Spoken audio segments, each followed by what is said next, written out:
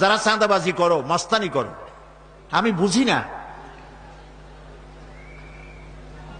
তারা কি জাতের লোক, গায়ের রক্তটা কিসের, মানুষের রক্ত না পশুর রক্ত? চাঁদাবাজি করতে যাও কি জন্যে? একটা মানুষ বহু টাকা বহু কষ্ট করে জমি জমা বিক্রি করে ব্যবসা করতেছে, সেখানে যাইয়া আমাদেরকে 2 লক্ষ টাকা দিতে হবে, 5 লাখ টাকা দিতে হবে, কি হয়েছে? এইটা হলো চাঁদাবাজ এবং মাস্তান। যারা চাঁদাবাজি করতে যাও, মানুষের কাছে খয়রাত চাও, ও ভিক্ষা করে খাওয়া অনেক ভালো। মসজিদের সামনে একখান থাল নিয়ে বসে থাকো, যে আল্লাহর রাস্তায় খয়রাত দাও। দোকানদারের কাছ থেকে চাঁদাবাজি করা, বিল্ডিং কেউ নতুন বানাইতে পারে না, অমনি হাজির। গলায় সোনার চেন, হাতে কতগুলা আংটি, তারপরে হাতে মোবাইল, গলায় সোনার চেন। শহরের মহা উল্লুক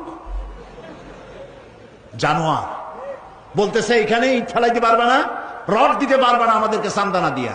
এটা কি মানুষ? বলেন মানুষ? এরা মানুষের সন্তান? এরা জানোয়ার, পশু। চাঁদাবাজ এবং মাস্তান, সন্ত্রাসী, ইসলামে এদের কোনো স্থান নাই। এদেশে যদি কোরআনের রাজ কায়েম হয়, সন্ত্রাসীদের মাথা কামাইয়া ঘোল ঢেলে দেওয়া হবে, যাতে মাথা ঠান্ডা থাকে। এই জন্য মাথা ঠান্ডা করিয়া বসে থাকবে। আর সকলের চাকরি দেওয়া হবে, কাজ করো আর খাও, চাঁদাবাজি করো না। শ্বশুরের কাছে চাঁদাবাজি করে, বউর কাছেও চাঁদাবাজি করে। এত বড় লক্ষ্মী ছাড়া বউরে যায় বলে আমার হিরোইন খাওয়ার পয়সা দিবি। পত্রিকা আসছে না ভাই? কত বড় শয়তান, বউর কাছে চাঁদা চায়।